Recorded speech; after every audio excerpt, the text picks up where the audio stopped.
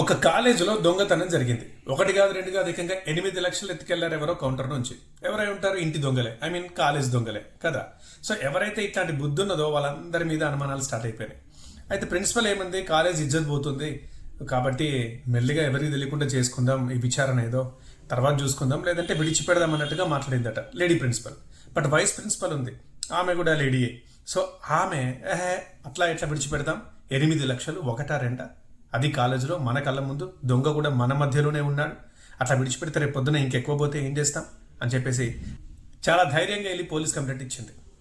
So పోలీసులు వచ్చారు, విచారణ స్టార్ట్ చేశారు. సో ఫస్ట్ ఏం చేస్తారు, సీసీ ఫుటేజ్ చూస్తారు. సీసీ ఫుటేజ్లో దొంగతనం బయటపడింది. దొంగ ఎవరో బయటపడ్డారు, ఎవరో వచ్చారు, కౌంటర్ నుంచి డబ్బులు తీసుకున్నారు, వెళ్ళిపోయారు. అయితే పూర్తిగా ముసిగేసుకొని వచ్చారు. మరి ఈ దొంగ ఎవరు? అప్పుడు స్టార్ట్ అయింది విచారణ. ఒకవైపు ఏమో ప్రిన్సిపల్ భయపడుతోంది, ఎవరు దొంగ ఉంటారా, ఏం జరుగుతుందా, కాలేజ్కి ఎట్లా ఇజ్జత్ పోతుందా అని చెప్పేసి. మరోవైపు వైస్ ప్రిన్సిపల్ ఏమో వెంటనే ట్రేస్ అవుట్ చేయండి, మా ఇజ్జత్ పోతోంది, ఆ దొంగను పట్టుకోండి, వెంటనే పనిష్ చేసేయండి అంటూ చాలా గట్టిగా మాట్లాడుతోంది.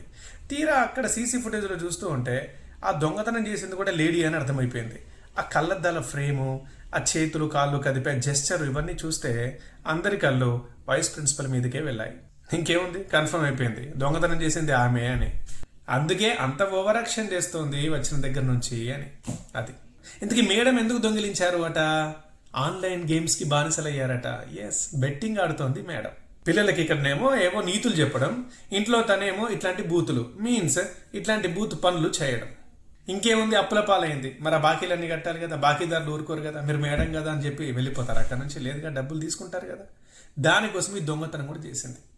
అహ్మదాబాద్లో జరిగింది ఇది. కాకపోతే దీని నుంచి తెలుసుకోవాల్సిన నీతి ఒకటి ఉంది. ఏంటంటే ఎవరైతే తప్పు జరిగినప్పుడు ఓవర్ యాక్షన్ చేస్తూ ఉంటారో వాళ్ళందరినీ ముందే డౌట్ పడాలి.